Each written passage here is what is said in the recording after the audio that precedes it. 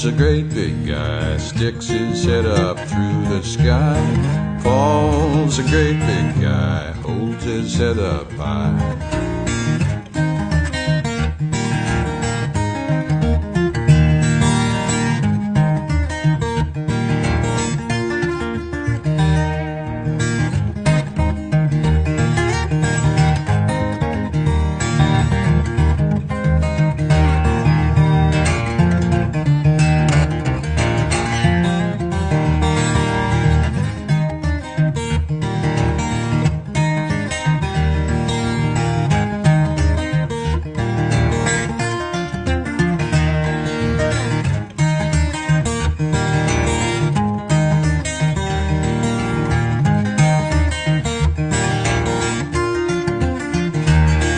He's the biggest, strongest, tallest, longest, hardest working lumberjack. He's real polite, so don't get uptight just because he's big.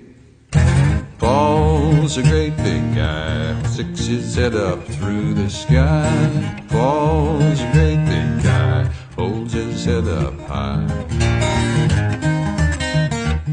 A lot of people will tell you about Paul Bunyan like they know the straight story. But they don't know an axe handle from an ox yoke in my book. Shoot. 99.9% of them wasn't even there. Well, I was, by Jiminy.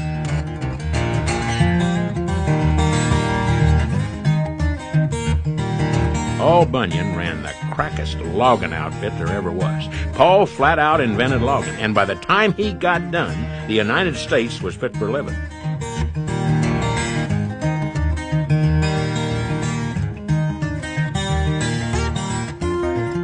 Listen up, and I'll tell you about Paul Bunyan, the greatest logging man there ever was.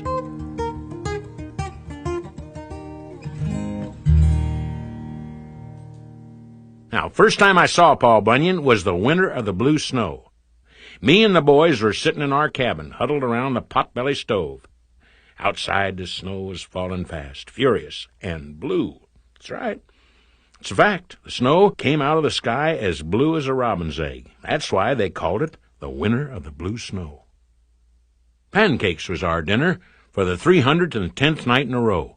We was concentrating on talking and chewing with our mouths closed when it started thundering outside.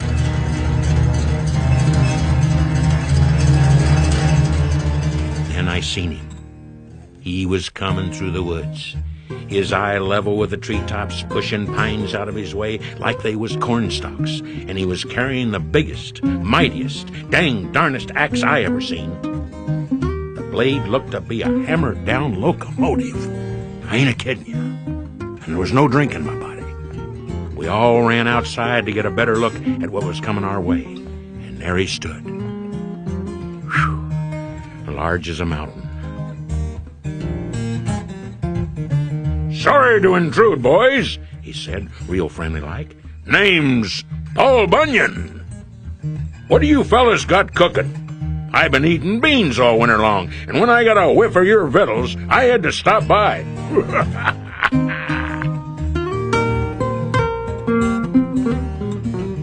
Well, now, we happen to have the greatest cook this side of Kalamazoo, Hot Biscuit Sally. And her pancakes were such good eating that we had 'em morning, noon, and night. So Sal made up a king-size batch of pancakes for our guest, and in no time at all, he was eating and talking. "I'm clearing the timber off of Sulphur Mountain," Paul explained. Me and the boys knowed that Sulphur Mountain was so steep that a person trying to walk up it would fall over backwards. You mean you're clearing off Sulphur Mountain by yourself?" I says. "Yeah," says Paul. The boys didn't know what to think. Either this lad had beans in his head, or he knowed a few things about logging that we didn't. Brimstone Bill was getting a little hot under the collar. Brimstone could cuss a blue streak, and he got especially perturbed when he thought a body was bragging. "How in tarnation do you expect us to believe that you're clearing that land by your lonesome?" he snarled. "I always work alone," said Paul. "Dad, blame it," cried Brimstone. "Then show us how you does it, 'cause I think you're full of soup." The only thing I'm full of right now is pancakes, and I'm feeling the need for some exercise," said Paul. Patting his belly and stretching, he got up, hefted his axe, and walked into the woods. "All righty, boys, stand clear!"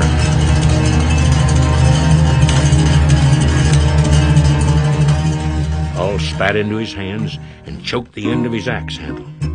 He wound up and swung. He felled 23 trees with that first swing. Any one of those trees would have taken you or me at least 6 hours of chopping.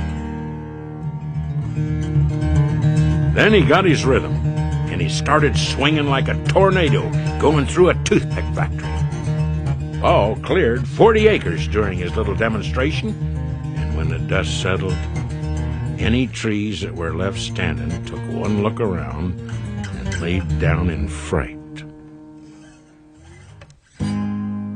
"Well, that's how I do it," says Paul. He wasn't bragging either. That boy was just the biggest, bestest, toughest, strongest, ding-dandiest logger there ever was. And that's how we all come to join up with Paul during the winter of the blue snow. Paul's a great big guy, sticks his head up through the sky. Paul's a great big guy, holds his head up high. One fine winter's day, while Paul was out scouting the countryside, he came across a baby ox buried in the blue snow. Poor little fella was froze stiff as a plank. Paul dug him out of the drift. That calf had been in the snow so long that his hide was dyed solid blue. Paul blew 3 warm breaths into the calf, and that critter opened his eyes like he'd just been born. Well, sir, when he looked up with them big blue eyes, something inside of Paul began to melt. Paul Bunyan was a strapping man and stronger than a grizzly bear, and when he cradled that blue ox calf in his arms, he was as gentle as an angel.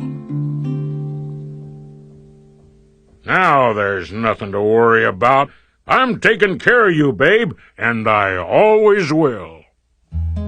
That's what everybody called the calf from then on, Babe. From the get-go, Babe ate a ton of grain a day and was always looking for more. The fellers noticed that if they watched Babe for 5 minutes, they could see him grow right before their eyes. By the time Babe stopped growing, the distance between the tips of his horns measured 142 axe handles, 4 bottles of sassafras soda, a plug of chewing tobacco, and a hard-boiled egg.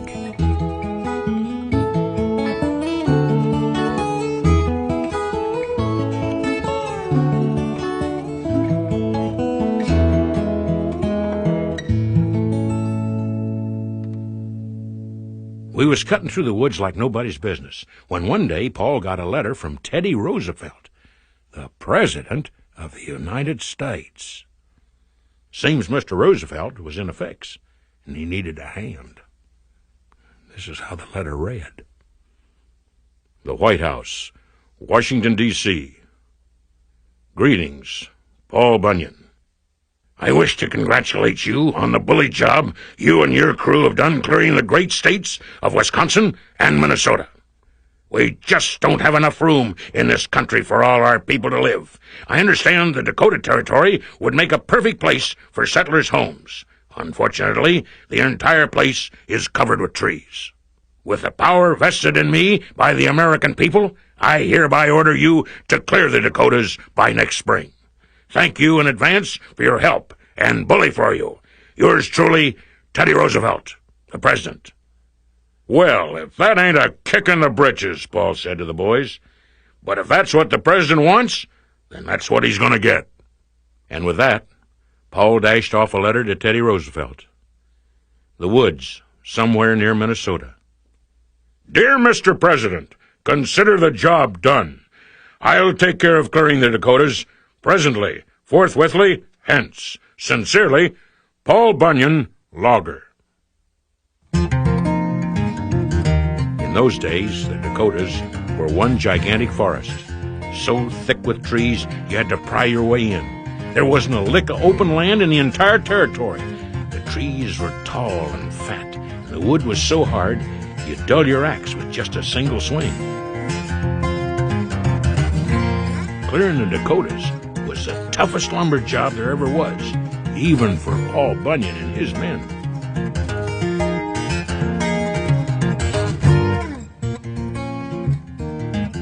Didn't take long for word to get around that Paul was doing some serious work out there. Loggers started coming out of the woodwork to work those woods with Paul's crew. Johnny Inkslinger was the accountant for Paul's logging enterprise, and even he couldn't count all the men. The loggers slept in bunk beds with 10 decks. So Johnny tried counting the bunks and multiplying by 10 to figure the number of men employed. He gave up counting at 10,623. That's a lot of men. Boarding the boys was an even bigger problem. Poor Hot Biscuit Sally was making pancakes 6 ways to Christmas, trying to keep everybody fed. "Paul," she said, "I've burned out 3 griddles this morning alone, and some of our boys still don't have their breakfast. I don't want any logger going without pancakes. Now what are we going to do about it?" "Sounds like we need a bigger griddle," Paul replied. So Paul had Ole Jolson, the blacksmith, melt down 53 dozen steel plows and forge a griddle that was 1.5 acres across. Well, close to that. Paul and Babe hauled it back to camp. When the two of them got to the peak of Thunder Mountain, Paul decided to ride the griddle the rest of the way. "Look out below!" he yelled. With that, he took off, riding the griddle and giving out a whoop and holler that darn near made the needles of the pine trees thread themselves and rattled the teeth in the heads of every man, woman, and beast in the territory. He roared down that mountain, slicing through the trees and kicking up boulders, spraying them this way and that, and just about scaring the pants off everything and everybody in his path. Paul tore into camp, followed by an avalanche of freshly cut trees, hanging on to that griddle for dear life. It was spinning like a top, and as it spun, it dug out a hole in the earth under it, 57 feet, 4 1/4 inches deep. The avalanche of 22,000 logs filled that hole just as the griddle flopped down over it. The heat from the spinning caused the logs to catch fire, and it wasn't long before Hot Biscuit Sal was making her first batch of pancakes on her new griddle. Paul had us build a tank on a tower so Sal could just open a chute and pour the pancake batter right onto the griddle. To grease it, Paul had 26 men strap hunks of bacon to their feet and skate on it. I guess you could say we was eating a lot of pancakes in Dakota.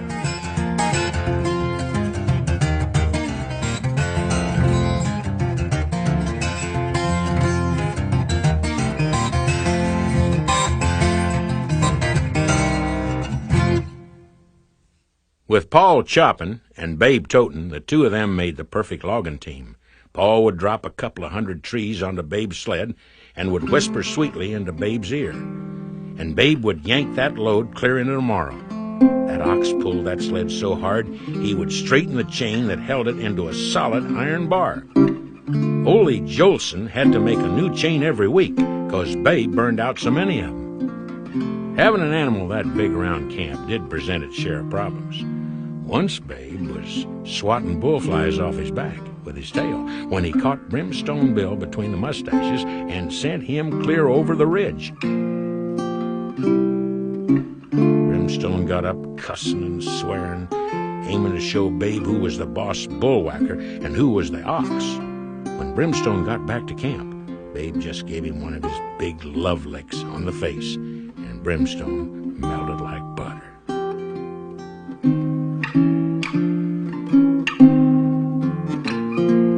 For weeks that fall, the rain poured down in buckets, and we was in mud up to our knees. One night, frightened by lightning, Babe broke out and ran all over the countryside, clear into Minnesota.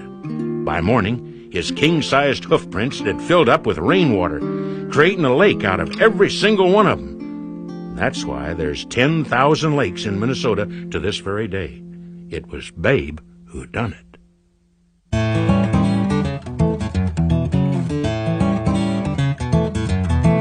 President Teddy Roosevelt wanted the Dakotas cleared by spring.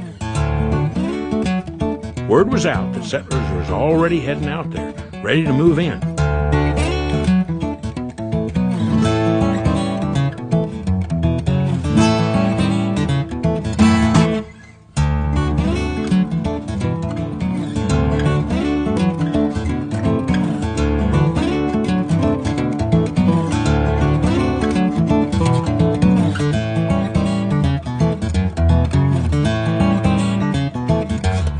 We was logging faster than a hog eats supper, but come February, we wasn't even halfway through. There was no way our crew was going to complete the job by spring. We were getting desperate.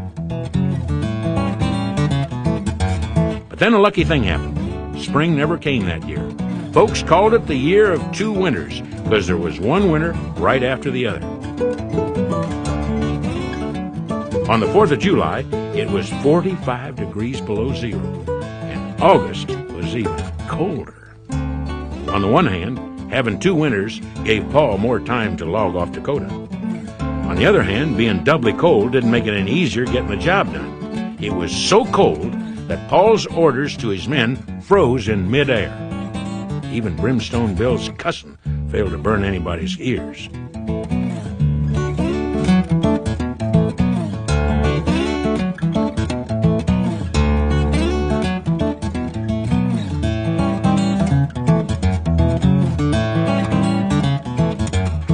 It was bleak going toward the end of that second winter. Paul still had a third of the Dakotas left to log with only 2 weeks till spring. Paul and his loggers were slowed to a standstill by the huge pile of cut trees.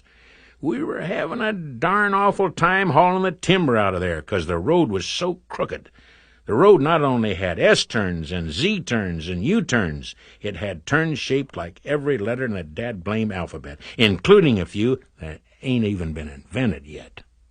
Paul had to do something about that road, so he sat and gave it some thought. And while he thought, he tapped on the ground with his axe. The faster he tapped, the faster he thought, until he was tapping and thinking up a storm. Rocks was rolling this way and that, and the ground was heaving up and down in the weirdest shapes you ever saw. Suddenly, Paul leaped up and cried out, "Suffering sequoias! I got it!" And this was his idea. He hooked up Babe to the far end of the road and gave the blue ox the word to pull. It was that simple. Babe started grunting and snorting and pawing and pulling, and wouldn't you know it, the road started to move out. That little bit of give in the road was all Babe needed to feel. He just started marching in a straight line, dragging that road behind him, straightening it as true as a crow flies. As for that strange land Paul created with this tapping, well, we called it the Badlands on account of no one could ever figure out how to live there. Once Babe straightened out the road, Paul Bunyan and his men worked day and night to keep on schedule. There were no breaks for chow and no sleeping.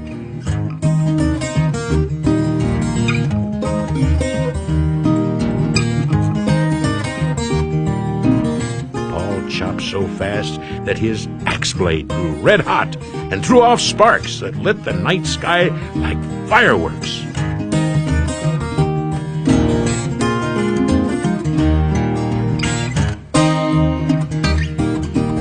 When the rooster crowed at the break of dawn on the first day of spring, Paul felled the last tree in the Dakotas. He had kept his bargain with Teddy Roosevelt.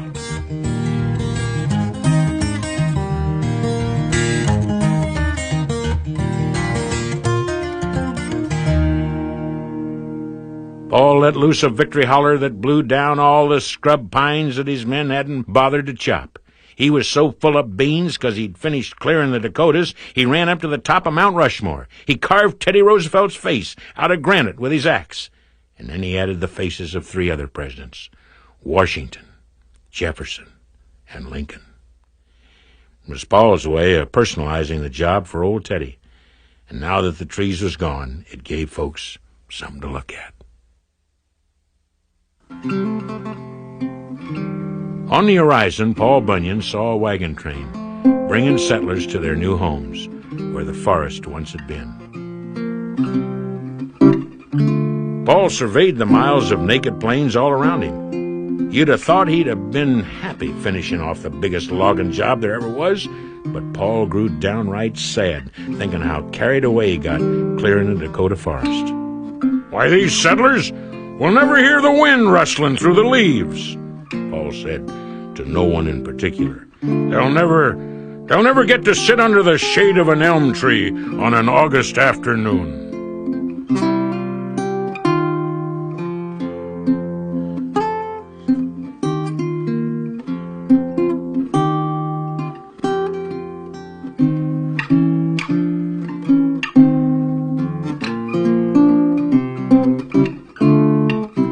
Paul and Babe headed north that day.